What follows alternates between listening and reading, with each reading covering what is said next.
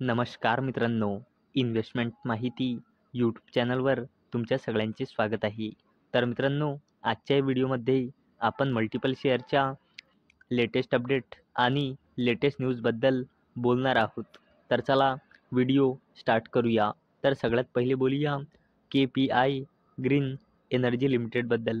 तर या कंपनीचा करंट शेअर प्राईस आहे 830 रुपये आणि या कंपनीने आपल्या शेअर होल्डर्सला लास्ट 1 इयरमध्ये 74.33%चे रिटर्न दिले आहे आणि या कंपनीचा मार्केट कॅपिटलायझेशन आहे 10.87 थाउजंड करोड रुपीजचा, म्हणजे जवळपास 11,000 कोटी रुपयांचा.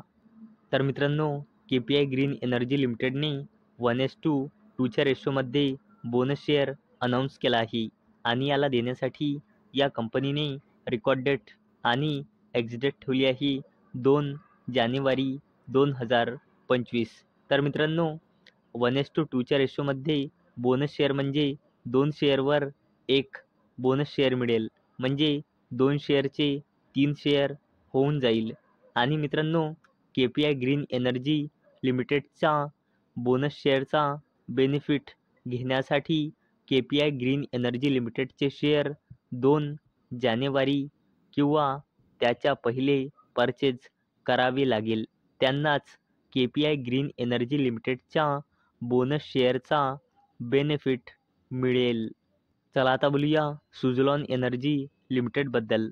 तर या कंपनीचा करंट शेअर प्राईस आहे 65.33 रुपये आणि या कंपनीने आपल्या शेअर होल्डर्सला लास्ट 1 इयरमध्ये 70.80%चे रिटर्न दिले आहे आणि या कंपनीचा मार्केट कॅपिटलायझेशन आहे 89.16 थाउजंड करोड रुपीजचा, म्हणजे जवळपास 90,000 कोटी रुपयांचा. तर मित्रांनो, Suzlon energy limited share rise on credit rating upgrade by CRISIL. तर चला या अपडेटला डिटेलमध्ये समजून घेऊया. तर मित्रांनो, सुझलॉन एनर्जी लिमिटेडवर क्रिसिलने पॉझिटिव्ह आउटलुकसोबत क्रिसिल एची रेटिंग दिली आहे आणि याच अपडेटमुळे आज आपल्याला सुझलॉन एनर्जी लिमिटेडच्या शेअर प्राईजमध्ये 5%चा अप्पर सर्किट पाहायला मिळाला आहे. चला आता बोलूया कोल इंडिया लिमिटेडबद्दल. तर या कंपनीचा करंट शेअर प्राईज आहे 386.50 रुपये आणि या कंपनीने आपल्या शेअर होल्डर्सला लास्ट 1 इयरमध्ये -1.57%चे रिटर्न दिले आहे आणि या कंपनीचा मार्केट कॅपिटलायझेशन आहे 2.38 लाख करोड रुपीजचा, म्हणजे जवळपास 2.5 लाख कोटी रुपयांचा.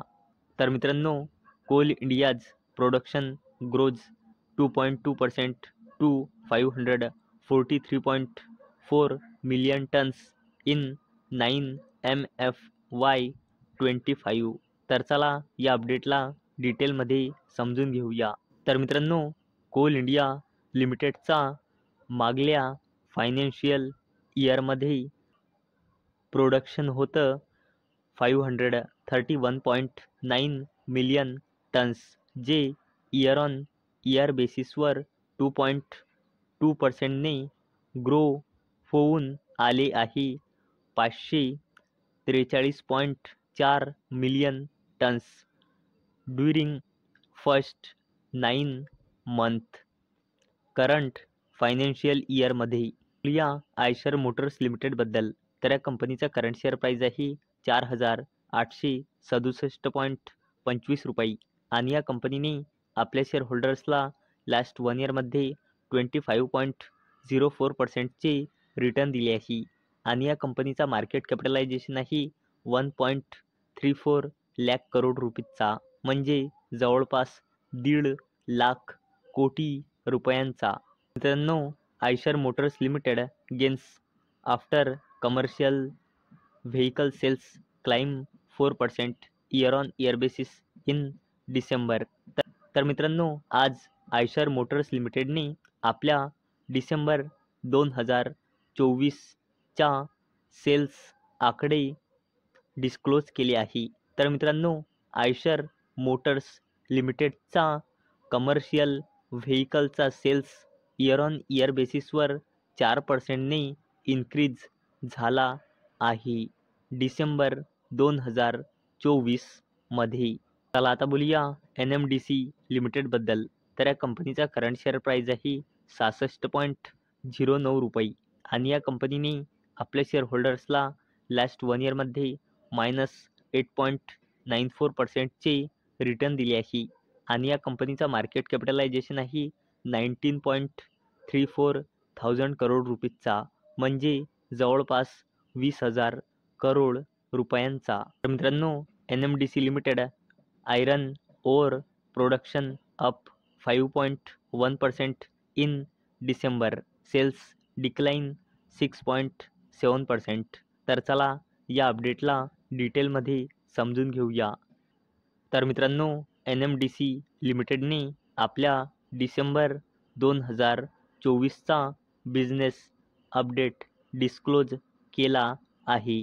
तर मित्रांनो, NMDC लिमिटेडचा iron ore production year on year बेसिसवर 5.1%ने इन्क्रीज झाला आहे आणि तो पोहोचलेला आहे 4.71 मिलियन टन्सवर आणि लास्ट इयरमध्ये म्हणजे डिसेंबर 2023मध्ये तो होता 4.48 मिलियन टन्सवर. आणि मित्रांनो, iron ore sales year on year बेसिसवर 6.7%ने डिक्लाइन होऊन आलेली आहे 3.91 मिलियन टन्स, जे डिसेंबर 2023मध्ये होती 4.19 मिलियन टन्स. चला आता बोलूया टाटा ग्रुपच्या दिग्गज कंपनीबद्दल, जिचे नाव आहे टाटा स्टील लिमिटेड. तर या कंपनीचा करंट शेअर प्राईज आहे 136.87 रुपये आणि या कंपनीने आपल्या शेअर होल्डर्सला लास्ट 1 इयरमध्ये -1.96%चे रिटर्न दिले आहे आणि या कंपनीचा मार्केट कॅपिटलायझेशन आहे 1.71 लाख करोड रुपीजचा, म्हणजे जवळपास 2.25 लाख कोटी रुपयांचा. तर मित्रांनो, global steel sector struggling to generate profits, demand increasing in India, Tata steel CEO. तर मित्रांनो, टाटा स्टीलच्या CEOने असे म्हटले आहे की स्टील सेक्टरला ग्लोबली जनरेट प्रॉफिट करण्यासाठी खूप स्ट्रगल करावे लागत आहे, परंतु इंडियामध्ये स्टीलची डिमांड वाढत म्हणजे इन्क्रीज होत आहे, असे टाटा स्टीलच्या CEOने म्हटले आहे. तर मित्रांनो, जर तुम्हाला हा व्हिडिओ आवडला असेल तर या व्हिडिओला लाईक करा आणि चॅनलला सबस्क्राईब करा. आणि मित्रांनो, हा व्हिडिओ मी फक्त आणि फक्त एज्युकेशन पर्पजसाठी बनवलेला आहे. माझ्याकडून काहीही रेकमेंडेशन नाही की तुम्ही या स्टॉक्सना बाय करा, सेल करा किंवा होल्ड करा. तर चला भेटूया उद्या संध्याकाळी 6 वाजता. तोपर्यंत टाटा, बाय बाय.